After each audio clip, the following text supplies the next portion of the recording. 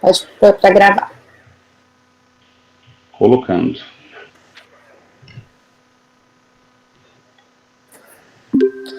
Oi, pessoal, boa tarde, tudo bem com vocês? Bom, hoje a gente vai fazer uma aulinha sobre senso-percepção. Eu vou espelhar aqui ela para vocês. Eu não vou ver vocês, então se alguém tiver alguma pergunta, ou faz pelo microfone, fica mais fácil. Qualquer coisa, o Felipe pode estar dando uma olhadinha no chat para me repassar, mas acho que perguntando com o microfone fica até mais interessante para a gente interagir, tá bom? Fiquem à vontade para interromper se precisarem, tá? Eu vou espelhar minha tela aqui para vocês.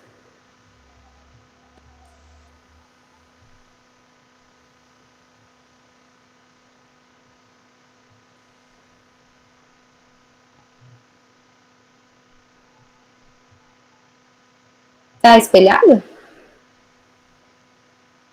Agora tá aparecendo pra gente. Ok.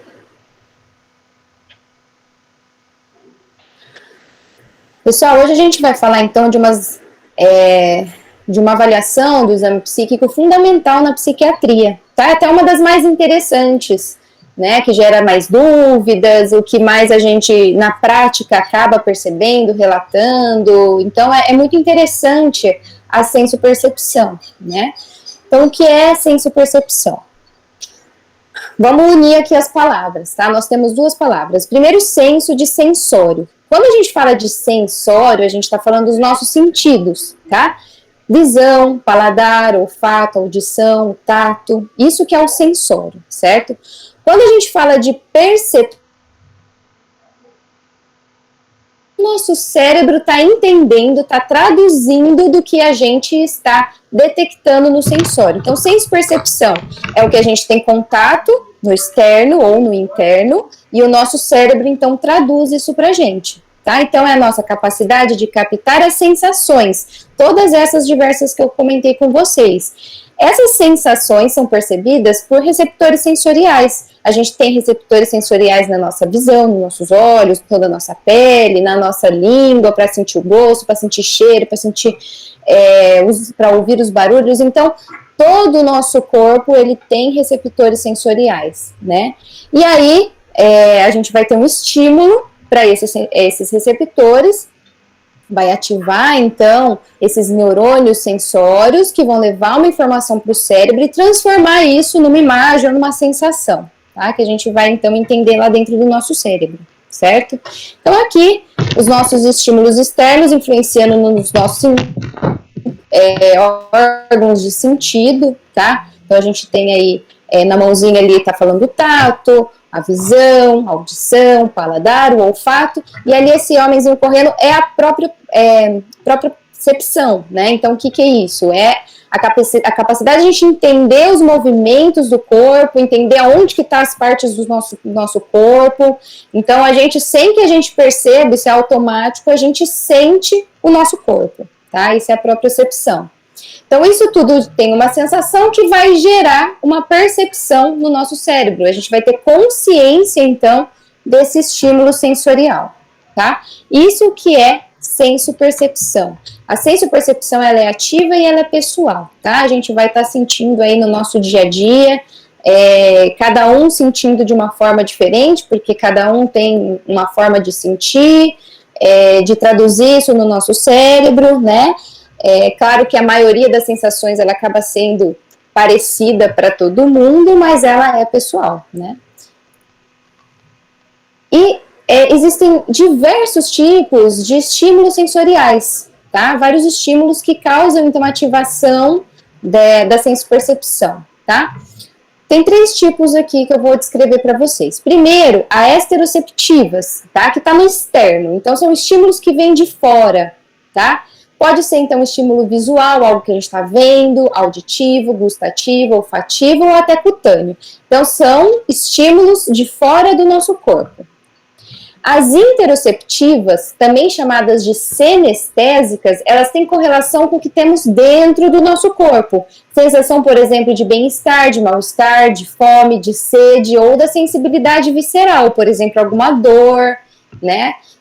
Por exemplo, quando a gente sente, né, movimentos peristálticos no abdômen, essa sensação né? Ela está acontecendo dentro do corpo, captada por dentro, enviada a mensagem para o nosso cérebro. Então, essas são as sinestésicas.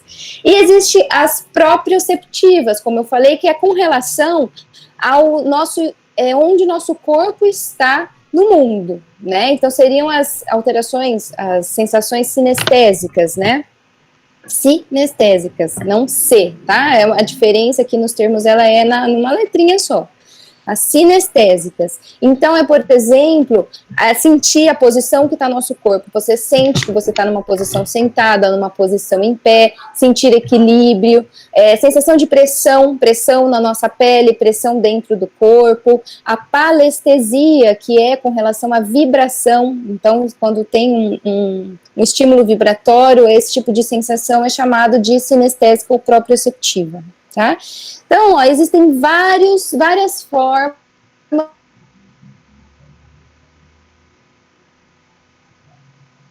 da gente. E aí, antes da gente entrar em alterações, a gente precisa ter um conceito bem formado do que é imagem, representação e imaginação.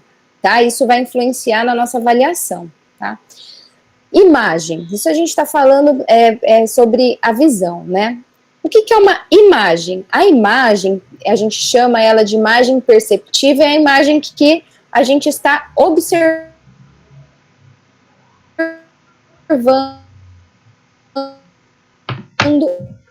tudo aquilo que a gente vê, ela tem corporeidade, né? Então, por exemplo, vou dar o exemplo de olhar uma maçã. Quando você olha uma maçã, ela é algo, ele tem é uma matéria, né? Ela está fora do nosso corpo, isso é extrojeção. Ela é nítida, você consegue ver os detalhes dessa maçã, né? Você consegue ficar observando ela e ver a cor, ver o formato. Ela tem um frescor sensorial, porque a gente está vendo ela ali naquele momento. Ela tem estabilidade, então quando você vê a maçã, ela é uma maçã, ela não deixa de ser uma maçã, em nenhum momento ela se torna uma laranja, por exemplo, tá? Ela é estável, uma imagem fixa, né? E não é influenciado pela minha vontade. Eu tô vendo uma maçã, ela é vermelha e ela é redonda. Eu posso querer que ela fique azul quanto que eu queira. Ela é uma maçã vermelha, tá? Então, uma imagem perceptiva, que é a imagem que a gente vê, né? Quando a gente fala de imagem, é a primeira coisa que vem à nossa cabeça, é o que a gente observa e que está fora de nós, certo? É o que está gerando ali estímulo mesmo visual. Agora, quando eu falo de representação, que seria imagem representativa ou minêmica, é o que eu tenho na minha memória, dentro da minha cabeça, então tem relação com a percepção, do que seria aquele objeto. É quando a gente fecha os olhos e tenta imaginar uma maçã, por exemplo. Quando você fecha os olhos e imagina uma maçã, vem a imagem de uma maçã, só que ela já não tem aquela corporeidade que tem quando você olha ela. Você não vê ela com tanta de nitidez, por exemplo, né? Parece que você lembra algumas coisas, às vezes falta, e você se concentra em uma parte, por exemplo, no cabinho, que antes você não estava vendo, aí você pensa no cabinho, aí você consegue ver um pouquinho esse cabo, mas ela não tem aquele frescor de que se você estivesse vendo ela, né? Se todo mundo agora fechar os olhos e imaginar uma maçã, vai ter essa ideia do que eu estou falando. É uma imagem que está representada dentro do nosso cérebro, do que a gente já viu, tá? Então ela tem pouca nitidez, ela é instável também, porque quando eu fecho os olhos e imagino a maçã, eu posso mudar ela, né? Então ela é influenciada pela vontade. Por exemplo, eu posso imaginar uma maçã azul. Aqui sim eu posso imaginar uma maçã se despedaçando, uma maçã se movimentando, quicando no chão. Então a minha vontade influencia nessa imagem, porque ela é uma imagem que está no nosso cérebro, ela é representativa, tá? Ou minêmica, que tem relação então com memória. Já a imaginação é quando a gente cria coisas novas, né? Então, através do que a gente tem de memórias na nossa cabeça de várias imagens, eu não preciso de estímulo nenhum, né? Então, eu posso criar imagens, posso criar conceitos, conexões, né? E tudo isso baseado com o que eu já tenho dentro da minha cabeça, do que do que são objetos, de quais são as funções, mas eu posso criar coisas completamente novas e inovadoras, né? E isso tem muita relação com a nossa criação artística, por exemplo. A capacidade do ser humano fazer invenções, né? Então, a própria ciência, criação de artes, depende da imaginação. Imaginação, então, a gente consegue criar, tá? Diferente do que eu tô falando aqui da imagem perceptiva, que é o que eu tô vendo, ela é fixa, né? Ela é fora do nosso corpo, não tem como eu mudar ela tá bem nítida. Uma imagem representativa é aquilo que eu já vi, que fica guardado, memorizado no nosso cérebro, que quando a gente vai se lembrar dele, ele já não tem a corporeidade, a nitidez que tinha antes, mas eu consigo me lembrar dessa forma. E já a imaginação, eu estou criando coisas completamente novas, né? Então, por exemplo, o chamado também de imagem fantástica, né? Que seria uma imagem produzida pela minha imaginação, né? Que eu posso até utilizar de pedaços aí, de imagens representativas que eu já tenho no meu cérebro, mas que eu acabei de criar, tá? Quando eu falo de imaginação, a gente tem que lembrar que o indivíduo ele está mantendo o senso de realidade, tá? Imaginação não é, por exemplo, psicose, que é quando a gente tem quebra de realidade. Todo mundo imagina, imaginar é normal, faz parte do ser humano, só que a gente tem a noção, a gente tem a consciência que aquilo é uma produção da minha cabeça, que é algo que eu estou inventando, né, e que não é uma realidade talvez para as outras pessoas, certo? Então, imaginação é normal, tá? E são criações que a gente tem, que pode ser, então, dessas imagens. Muito bem. Então, vamos começar agora a fazer uma avaliação da senso-percepção, né? Todo mundo entendeu o que é senso-percepção, o que é sensório, perceptivo, e as diferenças das imagens. Alguma dúvida por agora? Tranquilo? Tá. Tranquilo. Então, agora vamos avaliar o que são as alterações, tá? A senso-percepção, ela pode ter tanto alterações quantitativas, de quantidade, quanto de qualidade, qualitativas, tá? As quantitativas, normalmente, são alterações mais observadas, avaliadas pela neurologia. Então, muitas delas vocês vão acabar estudando um pouquinho mais a fundo com a neuro, tá? A parte da psiquiatria fica mais com as qualitativas, que são as alucinações, por exemplo. Mas eu vou explicar um pouquinho de cada uma delas para vocês. Então, quando a gente fala de senso-percepção, desses estímulos sensórios, né? Eles podem estar aumentados ou diminuídos, certo? Quando a gente fala de um estímulo sensório aumentado, eu vou chamar de uma hiperestesia, certo? Por exemplo, uma pessoa que está numa crise de enxaqueca, é muito comum a fotossensibilidade, né? O que seria a fotossensibilidade? Um aumento da percepção daquela luz. Então, existe um estímulo luminoso que era o mesmo, mas para aquele indivíduo, ele está percebendo aquele estímulo como aumentado. E aí o indivíduo sente mais dor quando vê, por exemplo, o barulho. Numa dor de cabeça, né, a pessoa escuta um barulho alto, que para todo mundo é um barulho tolerável, mas para ele, que está com uma percepção aumentada, ele está com uma hiperestesia, certo? Aquele barulho ele vai ser insuportável, ele vai poder até provocar uma dor. Então, a hiperestesia vai ser o aumento da senso-percepção, certo? É comum acontecer em intoxicação por alucinógenos, por exemplo, né, LSD, chá de cogumelo, que a pessoa parece que vê as cores ficam mais intensas, né, ficam mais brilhantes, tá? Ou intoxicação por outras drogas, intoxicação alcoólica também, pode acontecer também essa questão dessa sensibilidade maior ao som. No autismo, não sei se vocês já viram, crianças com autismo é muito comum a gente perceber muita agitação, até crises agressivas quando eles são expostos a lugares em que existe muito estímulo sensório, principalmente o barulho, né? A percepção de um autista para o barulho pode ser muito mais, muito aumentada com relação ao que a gente está escutando, né? Por isso que é comum a gente ver eles colocarem as mãos nos ouvidos e ficarem nervosos com algum barulho que é um pouco maior, porque eles têm essa percepção do som aumentada, né? Pessoas com epilepsia, isso pode acontecer, e na enxaqueca, que é muito clássico com relação a barulho e com relação à luz. Então, hiperestesia é um aumento, né, dessa percepção do sensório. Quando a gente fala de redução, é o contrário, hipoestesia. Então, a gente tem uma redução da percepção daquele estímulo, tá? Isso na psiquiatria pode acontecer, por exemplo, na depressão.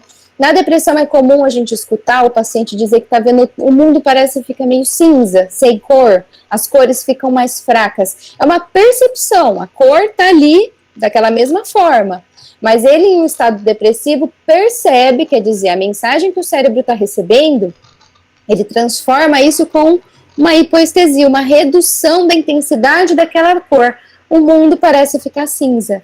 Na esquizofrenia também pode acontecer, no delírio. Delírio é uma síndrome neuropsiquiátrica que a gente fala, que são alterações mentais provocadas por algum problema físico, por exemplo. Né? Por exemplo, um idoso com infecção de urina, que é um clássico. Essa infecção de urina causa uma confusão mental, que o idoso fica agitado, nervoso, pode ter várias alterações de estado mental. Tá? E no delírio isso pode acontecer, uma redução então da percepção das sensações, qualquer uma que seja, né?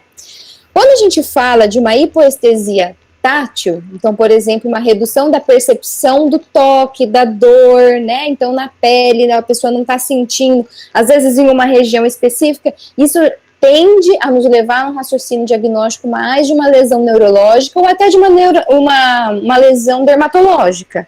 Né, por exemplo, uma lesão de hanseníase, né, que a gente sabe que pode ter redução da sensação tátil naquela região. Isso é uma hipoestesia. É o sensório, a pessoa está sentindo, mas a percepção daquilo está sendo reduzida, certo? Então, isso é hipoestesia. Quando existe a abolição de um... Carol, Oi? desculpa, deixa eu só fazer um comentário, só para... complementar isso, eu imagino que o pessoal às vezes fique com a sensação de que isso é uma coisa assim totalmente psicogênica e sei lá, é só da cabeça das pessoas. Mas não é simples assim, pô. Existem trabalhos de imageamento que mostram que pacientes com depressão realmente têm uma ativação em áreas cerebrais envolvidas com cores menor. Então esse discurso do paciente com depressão de o mundo está mais cinza é porque ele literalmente está processando o mundo assim.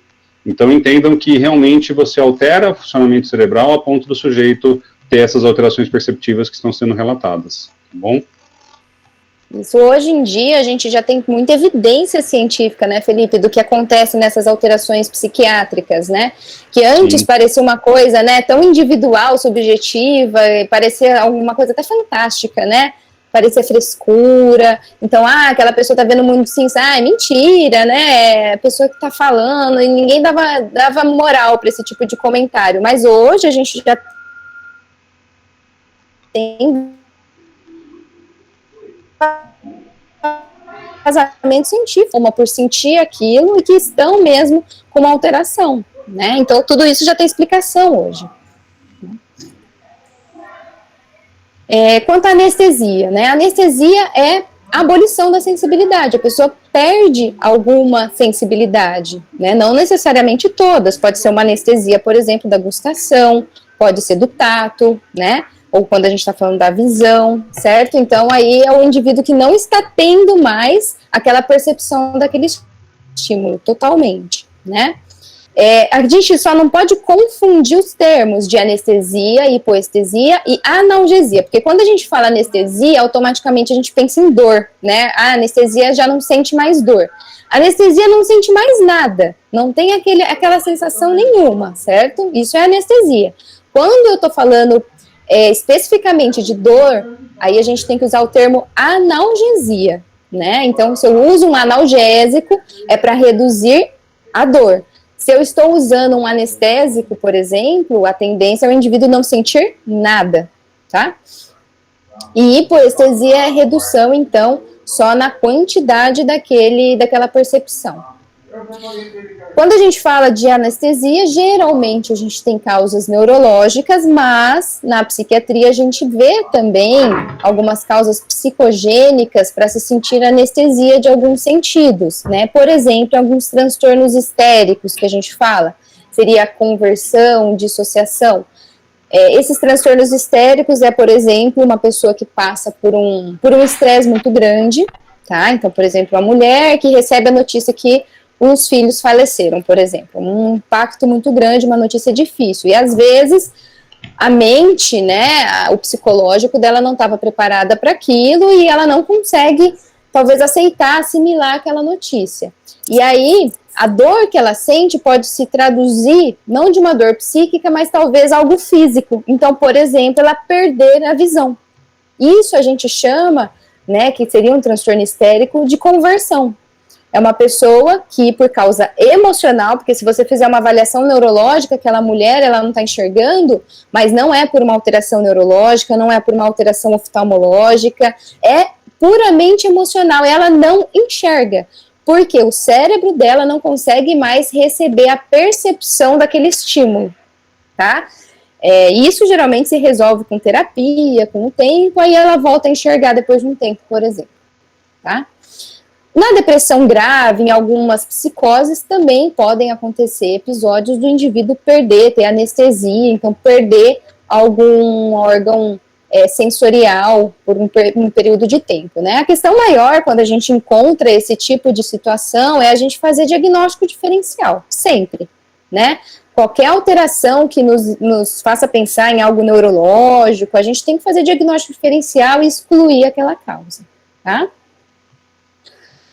Bom, existe um outro termo também, chamado de agnosia, tá? A agnosia, o paciente, ele consegue perceber a imagem, por exemplo, aqui o da maçã que vocês estão vendo nesse quadrinho. O indivíduo, se você mostra a maçã, ele vê a maçã. Ele vê os seus contornos, a cor, tudo da maçã. Porém, quando essa mensagem chega ao seu cérebro, ele não consegue identificar na cabeça dele que aquilo é uma maçã. Ele não consegue fazer as conexões cerebrais de se lembrar o que é aquele objeto. Isso é comum acontecer em pacientes que têm lesão cortical, por exemplo, uma doença de Alzheimer mais avançada, né? Você mostra um objeto, mostra uma caneta, né? O indivíduo vê, ele percebe a cor, que ela é comprida, que é uma bique, mas na hora de você perguntar, mas o que é isso? Ele não consegue associar que aquilo é uma caneta, ou que aquilo é uma maçã, tá? Isso é chamado de agnosia, geralmente encontrado nesses quadros demenciais. Bom, falamos um pouquinho então, coloquei para vocês as principais coisas, né, das alterações quantitativas, que vocês vão ver mais na neurologia. Agora vamos falar da parte que a gente mais encontra na psiquiatria, que são as alterações qualitativas, então de qualidade, tá? As 3 que a gente vai ver são ilusão, alucinação e alucinose. Então vamos lá. O que seria ilusão? Ilusão, todo mundo provavelmente já teve alguma vez na vida. Na ilusão, o indivíduo, né, e aqui a gente está falando mais de alterações com relação à visão, tá? Quando eu falo de ilusão. O indivíduo, ele vai ter um estímulo, vai ter um objeto presente, ele vai ver aquele objeto, e na hora de perceber aquele objeto, essa percepção, ela é alterada. A gente está vendo algo distorcido, certo? Você vê certinho, não é um problema nos olhos, é realmente um problema na forma que isso é traduzido do nosso cérebro, certo? Então, existe um estímulo lá fora, tá? Existem vários tipos de ilusão. Vai ficar mais fácil para vocês entenderem. Por exemplo, né, o de completude. Quando a gente vê uma frase, às vezes nessa frase está faltando alguma letra. E quando você lê, a gente está lendo às vezes com pressa, a gente consegue ler aquela palavra inteira, mesmo estando faltando uma letra. Por quê? A gente não está vendo a letra, ela não está ali, tá? Mas o nosso cérebro, como é algo que a gente já viu antes, já está ali na nossa memória, ele acaba completando aquela frase com a letra que estava faltando dentro da nossa cabeça, e a gente consegue ler a frase completa, a palavra completa, tá? Então, de completude é quando você vê, às vezes é quando a gente olha rápido, um pouco desatento, né, para algum lugar, por exemplo, essa da placa, né, nessa placa, por exemplo, VW/áudio, tá? Se o indivíduo ele passa o olho rápido, e é uma placa que está um pouco apagada, né? Então vamos colocar assim: a do meio é realmente as letras que era para o indivíduo estar vendo, mas é uma placa que está apagada. Então a linha de cima é como está aparecendo para o indivíduo ver. Quando ele bate os olhos ali, se ele bate de uma forma rápida, ele vai completar essas palavras que está faltando. Talvez ele vai completar Vivaldi, porque ele vai completando, às vezes ele lembra lá da música e termina de completar a palavra do jeito que no cérebro dele estava armazenado. Então é uma alteração de completude, ele completou, porque ele tem uma memória dentro da cabeça dele, o que estava faltando. Mas se ele olha de novo, com atenção, ele vai ver que ele não consegue, por exemplo, transformar, né, o que seria o W num V, que não daria certo a letra. Aí, com mais atenção, ele vê que era VW/AUD, certo? Então, de completude é quando a gente está desatento, bate o olho e a gente completa aquilo que estava faltando com a nossa memória. Uma ilusão, ela também pode acontecer quando a gente está envolvido num momento de um afeto ou de uma emoção grande, tá? Que aí é uma ilusão catatímica chamada, ou de afeto. Por exemplo, você está passando numa rua escura, que nem está aí na figura, né? Você está de noite, sozinho, aí você começa a ficar com medo. Então, o afeto que você está tendo, o humor é de medo. Você está sozinho, está com medo de vir um bandido, alguém e tal. Esse medo pode alterar a nossa percepção do que a gente está vendo. E aí você bate o olho rápido num poste, por exemplo, o poste está ali. Só que você passou o olho tão rápido que você viu uma pessoa, né? Você está tomado dessa emoção muito grande. Então, essa emoção distorceu uma imagem que existe, que é um poste, que você, na hora, viu uma pessoa. Mas era um poste, certo? Acontece muito, por exemplo, criança à noite, na hora de dormir, né, na hora que a mãe vai lá, apaga a luz, aí o cabideiro parece uma pessoa parada. Aí ele assusta, acende a luz, vai ver, não, é um cabideiro. Né? Todo mundo já deve ter passado por um momento assim. Então isso é uma ilusão, né? Ilusão que aconteceu por conta de um afeto. O outro tipo de ilusão, que eu tenho certeza que todo mundo aí já teve, é a pareidolia. Tá? A pareidolia é quando a gente vai combinar, então, essa imagem que eu estou vendo com a nossa imaginação. O exemplo perfeito disso são as nuvens. Então, você olha lá para uma nuvem e vê um coelhinho, vê um cachorrinho. Tá? Você não está vendo um cachorrinho, você está vendo uma nuvem.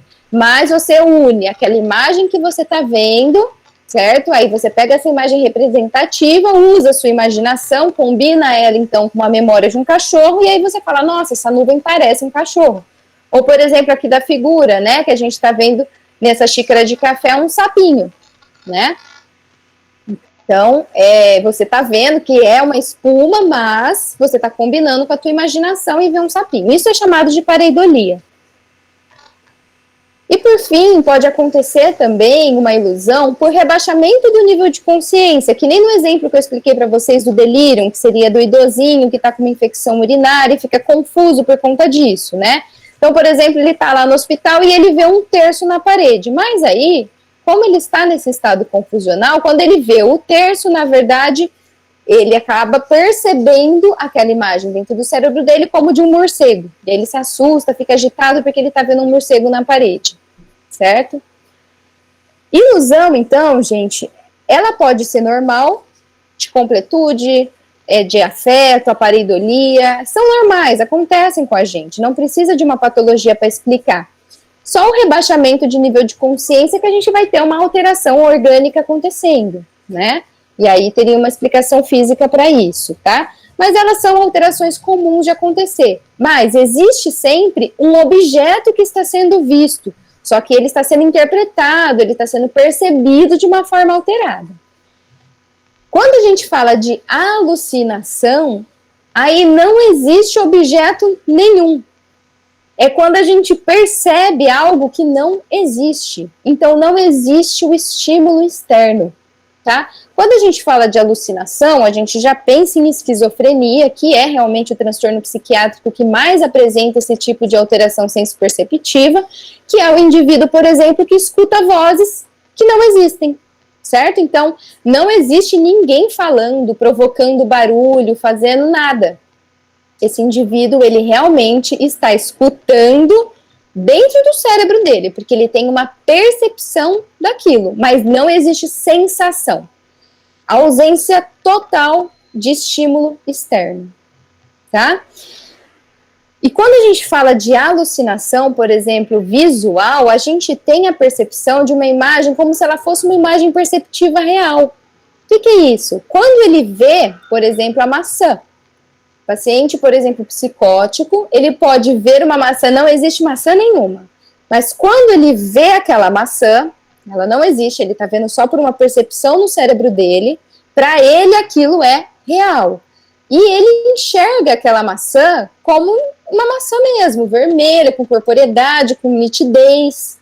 Por isso que é difícil, você não consegue contestar uma pessoa psicótica, porque quando ele está tendo uma alteração senso-perceptiva, tipo alucinação, para ele aquilo é real, porque ele tem dentro do cérebro dele a percepção daquilo.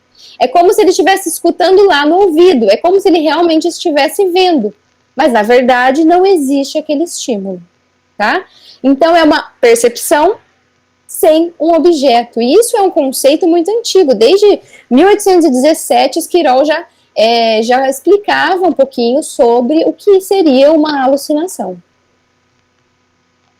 Existem vários tipos de alucinação. Para cada órgão sensório, a gente vai ter uma alucinação. Por exemplo, a auditiva. A alucinação auditiva, ela é a mais comum da psiquiatria, tá? É a mais frequente de a gente ver, né? É a mais frequente de todos os transtornos mentais. A alucinação auditiva, ela pode ser simples ou complexa. Quando a gente fala de simples, é quando o indivíduo está escutando ruídos primários, barulhos, né? Então, escuta um zumbido, escuta uma batida, escuta passos, né? Então, são só barulhos que ele está escutando. Já na complexa, o indivíduo chega a escutar realmente vozes, palavras, né?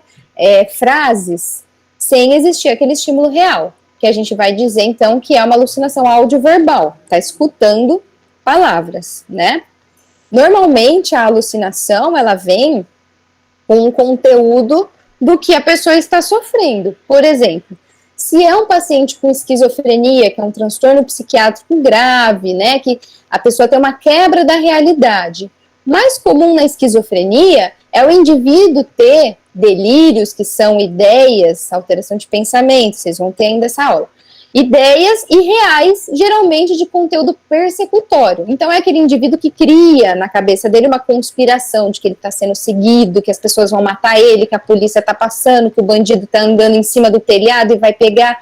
Então ele tem essas ideias delirantes, que são irreais, dentro da cabeça dele, são pensamentos. E a alteração senso-perceptiva mais comum de acontecer nesse caso seria uma alucinação auditiva de vozes falando exatamente isso para ele. Você vai ser pego, vão te matar, eles estão chegando, presta atenção, não confia naquela pessoa. O indivíduo, ele escuta no ouvido dele esse tipo de comentário. Quando ele está, por exemplo, se a gente está falando de um indivíduo, de um paciente que está numa depressão grave, a depressão, ela também pode vir acompanhada de sintomas psicóticos, por exemplo. Então, o paciente deprimido, ele está triste, ele está desanimado, se ele tem uma psicose associada, o conteúdo das alucinações que podem acontecer vão ser depreciativas. Então, as vozes vão falar, você não presta, você é uma porcaria, para com tudo, para seu tratamento, se mata, morre, né? Então, o indivíduo escuta coisas com relação, dependendo com o que ele está vivendo, né? Então, as vozes essas alucinações auditivas tendem a ter um conteúdo negativo, né? Então, ameaça, insulto, depreciativo, perseguição. Vozes de comando é quando a voz manda fazer alguma coisa. Pula do prédio, toma veneno. Ou pode ser, por exemplo, sai andando, vai andando sem rumo, faz isso, bate em alguém, né? Às vezes as vozes até protegem. A gente já viu casos de paciente que as vozes falavam para tomar o remédio certinho, né? Ah, que beleza. A voz é terapêutica às vezes. Brincando, a voz nunca é terapêutica, gente. Pode ser vozes também que comentam uma ação. Então é aquele indivíduo que escuta o dia inteiro a voz falando o que ele está fazendo. Por exemplo, o Pedro lá, ele acorda e foi fazer o café. Aí a voz fica, o Pedro agora está fazendo o café. Ele foi para a cozinha e pegou uma xícara. Então o indivíduo, ele escuta comentários da vida dele, tá? Isso é comum na esquizofrenia. As vozes também, as alucinações, podem ser de diálogo. E essa de diálogo é quando o indivíduo escuta várias vozes de mulher, de homem, comentando, falando entre si, um monte de voz falando. Às vezes o indivíduo nem consegue entender direito o que as vozes falam, porque elas estão falando tudo ao mesmo tempo. Essa voz de diálogo, ela é comum da esquizofrenia também. É uma das alterações sensoperceptivas assim, mais comuns da esquizofrenia. Não vamos dizer patognomônico, que não tem nada patognomônico na psiquiatria, mas seria, assim, o mais próximo da esquizofrenia seria a alucinação auditiva com vozes de diálogo, tá? Eu vou colocar aqui, vamos ver se vocês conseguem escutar. Alterações de alucinações auditivas.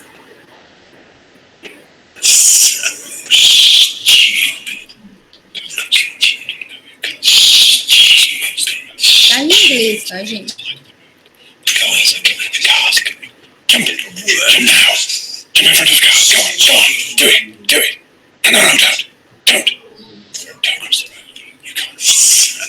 Olha como que é perturbador. Imagina ficar escutando tudo isso.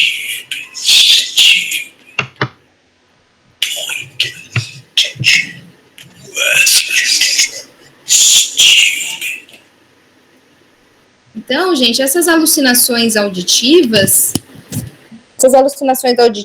elas vão acabar influenciando no humor da pessoa, porque uma pessoa que está escutando esse monte de voz xingando, falando mal, ela vai ficar triste, ela vai ficar nervosa, ela pode se assustar, né? Vai atrapalhar na atenção. Como que você vai manter o foco no que você está fazendo com um monte de voz falando com você? O indivíduo fica desatento, ele perde o fio da meada, tá? Então, o indivíduo com alterações, com alucinações auditivas, visuais, enfim, é um indivíduo que está em sofrimento muito grande, ele fica muito perturbado, tá? Continuando nas alucinações auditivas, a gente tem também um tipo que chama sonorização do pensamento. A sonorização do pensamento é quando o indivíduo ele escuta o pensamento que ele está pensando naquele momento. Seria como se fosse o pensar alto, mas o pensar alto é quando a gente está pensando muito concentrado em alguma coisa, não seria isso. A sonorização é pensar concentrado em algo e escutar no ouvido o pensamento, tá? Existe aí um componente psicótico envolvido, tá? Já o eco do pensamento é quando o indivíduo ele pensa, daí a pouco ele escuta o pensamento. Então, sonorização, enquanto ele pensa, ele já está escutando. O eco, ele pensa, passa um tempo, ele escuta o que ele pensou. Publicação do pensamento já é quando o indivíduo tem a sensação de que as pessoas estão escutando o que ele está pensando. Então, é como se ele estivesse publicando para as pessoas aquele pensamento. Então, ele pensa e está todo mundo escutando aquilo, tá? Um outro tipo de alucinação que pode acontecer é a alucinação musical. A alucinação musical é quando o indivíduo escuta músicas, tá? Não necessariamente a alucinação musical ela é relacionada a uma doença. Pode acontecer em algumas pessoas que não têm patologia psiquiátrica ou neurológica de apresentarem alucinações musicais. Então, acaba escutando a música, geralmente ela é mais baixinha, não consegue escutar ela com tanta perfeição, mas realmente pelo ouvido parece que ele está escutando, mas não existe aquela música tocando, tá? Então, alucinações auditivas são comuns da esquizofrenia e acontecem também nos transtornos de humor.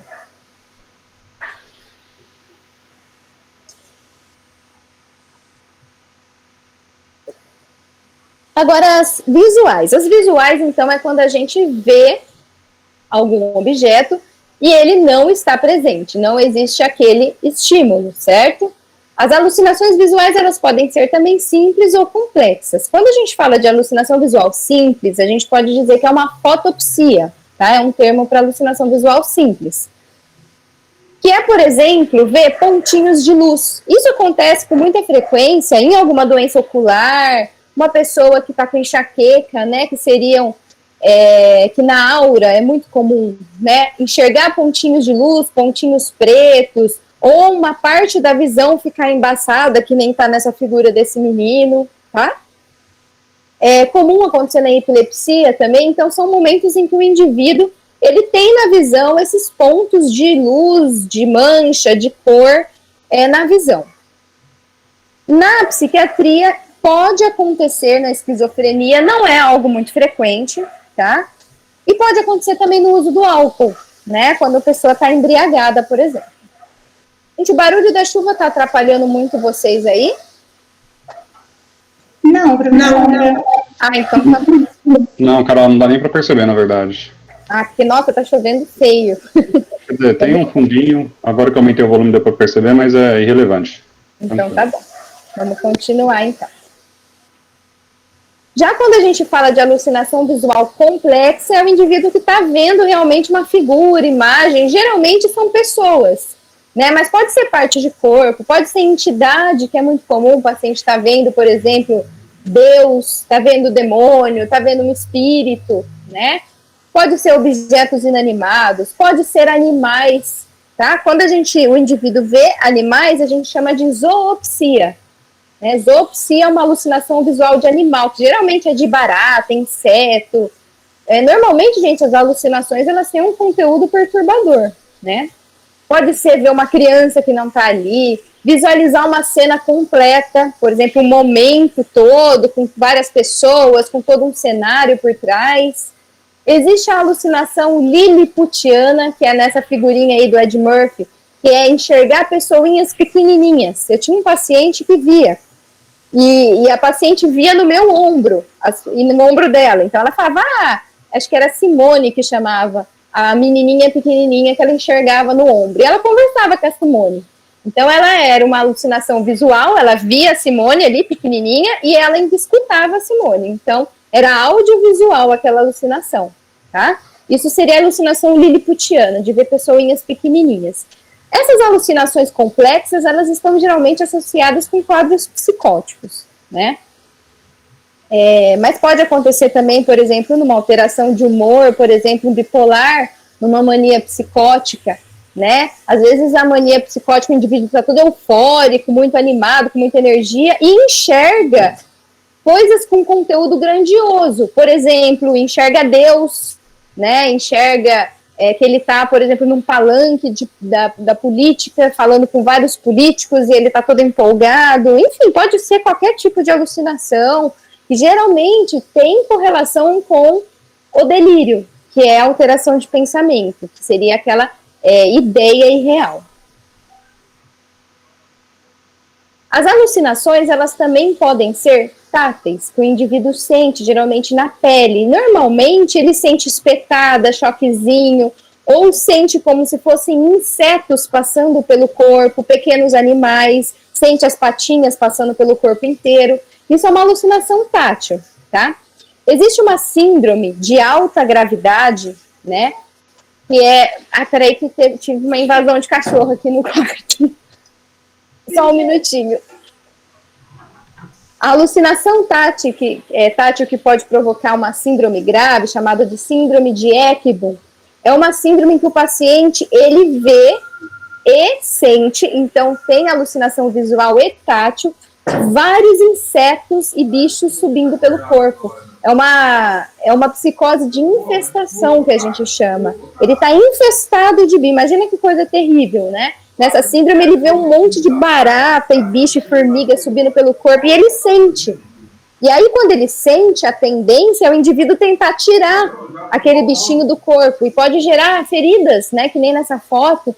O paciente ele vai tirando, às vezes ele tira pedaços da pele, como se estivesse sentindo retirando o bichinho do corpo, tá? Essa é a síndrome de Ekbom, que é uma síndrome que pode acontecer na esquizofrenia. A esquizofrenia, em alguns casos, ela pode vir acompanhada também de alucinações táteis sentidas nas genitais. É muito perturbador isso. O indivíduo, ele sente como se alguém tivesse passando a mão, né, apertando as genitálias. O indivíduo fica muito perturbado, né? Isso pode acontecer na esquizofrenia. Mas assim, gente, as alucinações táteis, num geral, elas não são as mais comuns de acontecerem nos transtornos psiquiátricos. Quando elas estão presentes, a gente sempre tem que levantar aí uma anteninha para investigar se não é alguma questão neurológica, porque elas não são as mais comuns. As mais comuns são as auditivas e as visuais. Quando a gente tem outras, tá, a gente tem que ficar esperto para ver se não é um delírio, se não é uma psicose tóxica, por exemplo, uma intoxicação por alguma substância.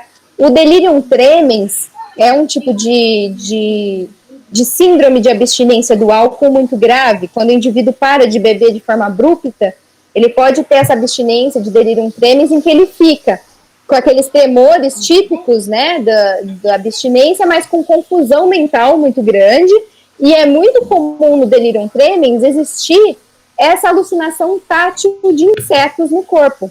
Muito comum também acontecer zoopsia, enxergar vários bichos, mas a tátil também é muito frequente de acontecer, tá? Então, aconteceu a alucinação tátil, ou que a gente vai ver da olfativa gustativa, fazer aí pelo menos uma anamnese dirigida para diagnóstico diferencial, tá? Alucinação olfativa, o indivíduo vai sentir cheiros que não existem, que não estão lá. Elas são mais raras de acontecerem, né? Mas pode ser, por exemplo, sentir cheiro de coisa podre, cheiro de cadáver, de fezes, de pano queimado, né? E, assim como as outras alucinações, pode estar relacionada à interpretação delirante. Por exemplo, como eu estava explicando para vocês, a pessoa, às vezes, ela está muito deprimida, muito triste, num quadro de depressão muito grave, com sintomas psicóticos, e aí ele começa a sentir cheiro de podre, né? Pode acontecer na depressão, por exemplo. Pode acontecer também na esquizofrenia, né? Aquele indivíduo que está achando que está sendo perseguido, que alguém vai matar ele, aí ele começa a sentir cheiro de gás. Fala, então vão me matar aqui com gás, vão colocar fogo na minha casa. E aí ele sente o cheiro de gás que não está lá. Isso seria uma alucinação olfativa. Pode acontecer também naqueles quadros histéricos, como eu falei, um indivíduo que passa por um evento aí um pouco estressante, não consegue lidar com a situação, e aí apresentar naquele momento essa alucinação. E a alucinação olfativa, ela é até que frequente na epilepsia, né? Dependendo da região do foco epilético, pode estar acontecendo. Alucinações gustativas também são relativamente raras, né? Geralmente o indivíduo ele sente sabores ruins, por exemplo, sabor de ácido, sabor de sangue ou sabor de urina, né? Geralmente ela está associada com as alucinações olfativas, então sentir o gosto do sangue e o cheiro do sangue. Também pode acontecer na esquizofrenia, quadros histéricos e quadros neurológicos.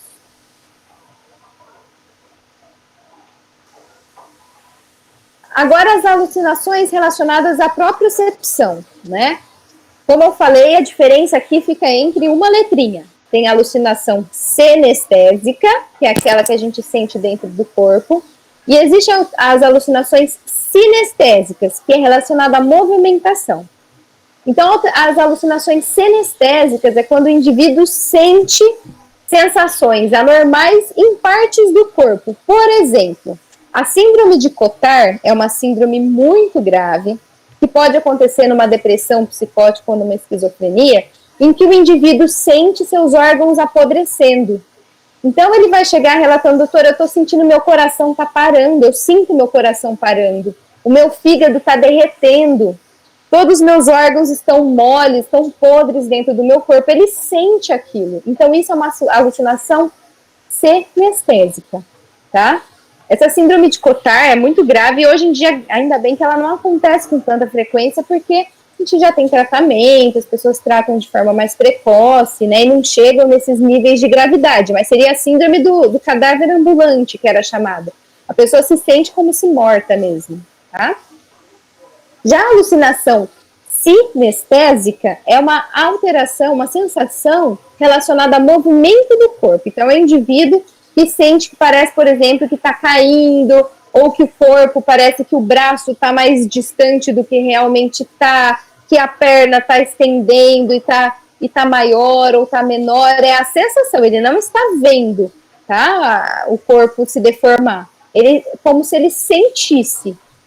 Uma alucinação sinestésica comum de acontecer, que não é patológica, que acho que todo mundo já deve ter visto, é quando a gente começa a dormir e aí a gente tem a sensação de que a gente está caindo. Essa sensação de cair, aí a gente acorda, né? Seria uma sensação sinestésica, tá? Aí é uma alucinação que está acontecendo no processo de sono e vigília, por isso que não é considerado patológico. Então, as alucinações sinestésicas, elas podem acontecer numa esquizofrenia, em depressão grave, tá? E aqui, para confundir um pouquinho mais vocês, existe alucinação sinestésica com S, ó. O que a gente viu agora, que é com relação ao movimento, é com C. A alucinação sinestésica com S, ela é uma alucinação que acontece geralmente na intoxicação por alucinógenos, que é quando o indivíduo, ele percebe estímulos trocados. Por exemplo, sentir o gosto de uma cor. Gente, cor, a gente não sente gosto, mas uma pessoa que usa LSD, que tomou um chá de cogumelo, por exemplo, pode chegar relatando que está sentindo o gosto daquela cor, tá? Ou, por exemplo, que está vendo um som, né? Como? Pra gente que não está em psicose, é impossível pensar nisso, né? Mas o indivíduo intoxicado, ele pode ter essa percepção alterada. Então, é como se ele trocasse os sentidos, tá? Então, ouvir as cores, ver os sons, sentir gosto de uma cor, sentir o gosto de um som, por exemplo.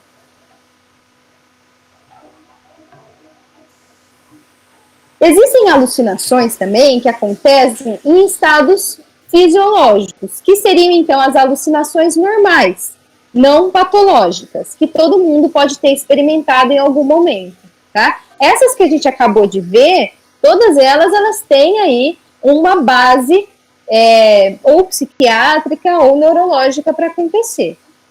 Mas existem situações de alucinações sem patologia, tá? Por exemplo, que eu falei relacionada ao sono, aquela sinestésica, sensação de estar caindo, né? Quando a gente fala em alucinações relacionadas ao sono, a gente pode ter dois tipos, hipnagógica ou hipnopômpica. Que nome complicado, né?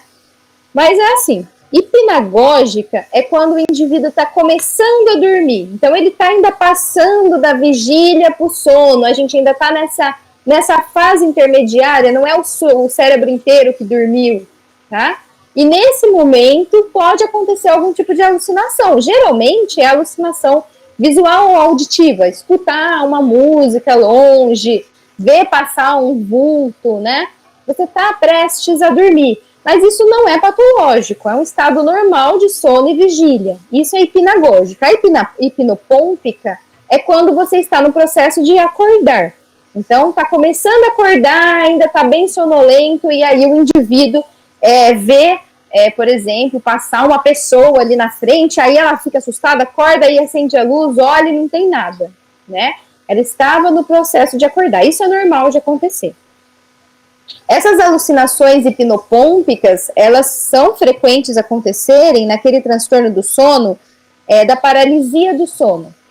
Na paralisia do sono, o indivíduo ele ainda está nesse processo de acordar, ele ainda não acordou completamente, então ele retoma uma certa consciência, mas o corpo ainda está dormindo, você não consegue movimentar, por isso que é paralisia, o indivíduo não consegue se mexer, e nesse momento é comum ter alucinação hipnopômpica, que geralmente é de conteúdo assim bem terrível, né? O mais clássico, por exemplo, é ver um demônio sentado em cima do corpo. Aí a pessoa sente o peso como se aquele demônio estivesse paralisando a pessoa. E a pessoa vê, né? Imagina que terrível. E depois que passa o evento da paralisia do sono, a pessoa vê que não tinha nada, que foi algo relacionado ao sono, né? Passa, não é uma psicose que se mantém, por exemplo, tá? Então, hipnagógica e hipnopômpica são relacionadas ao sono. A alucinação pode acontecer também em estados, por exemplo, de fadiga muito intensa.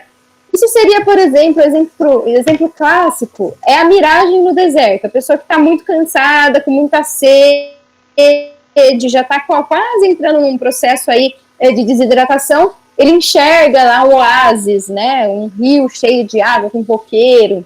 Então, é um processo de alucinação que está acontecendo durante a fadiga.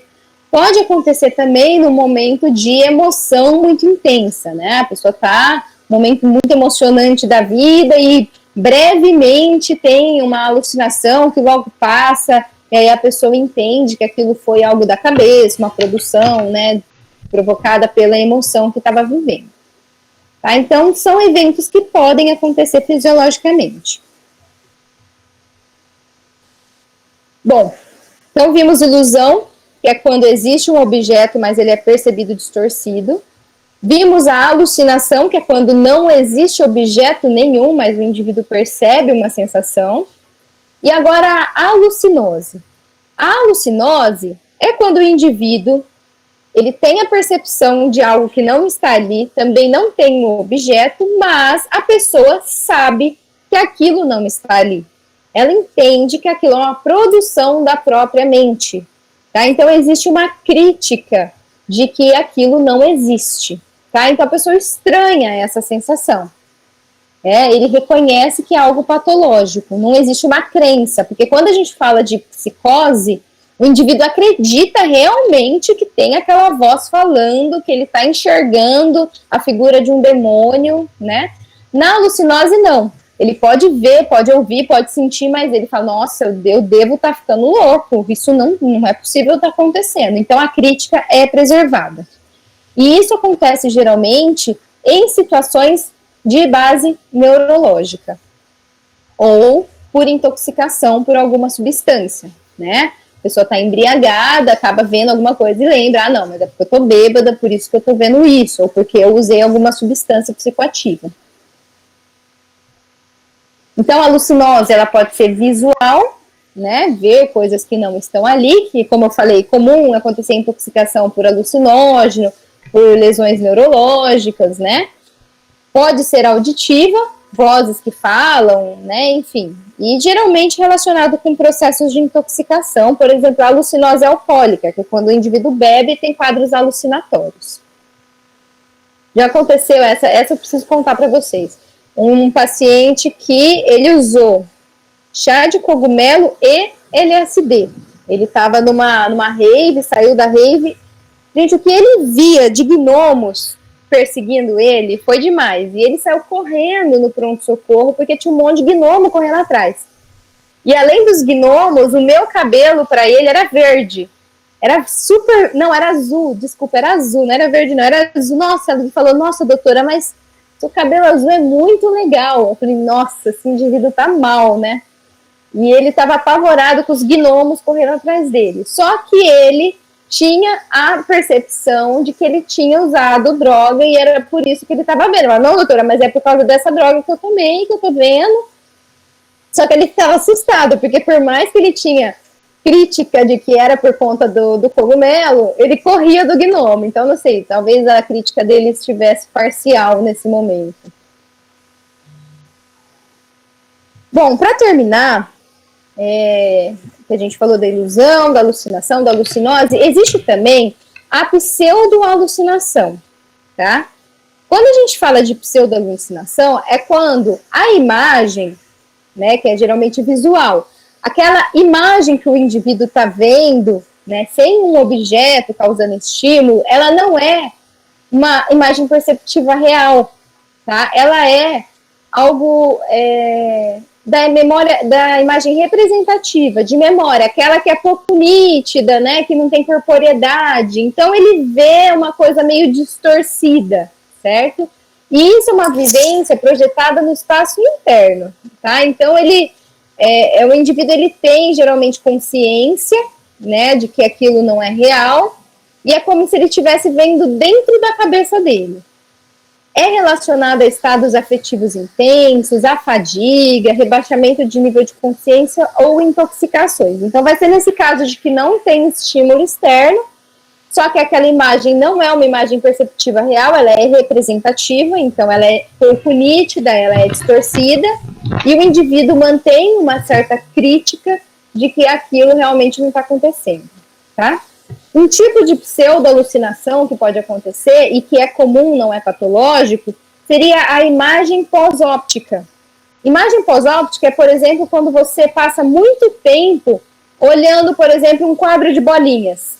Você vê ficar lá olhando as bolinhas muito tempo. Quando você sai dali, fecha o olho e olha outra coisa, parece que você está vendo as bolinhas de novo. Isso seria uma pseudo-alucinação, né? E teve relação, então, com essa fixação do olhar, né? Por isso pós-óptica.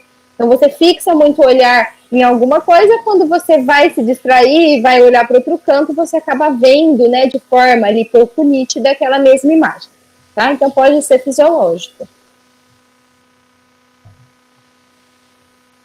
Bom, gente, como que a gente vai avaliar essas alterações sensoperceptivas? Então, como que eu faço um exame da senso-percepção, tá?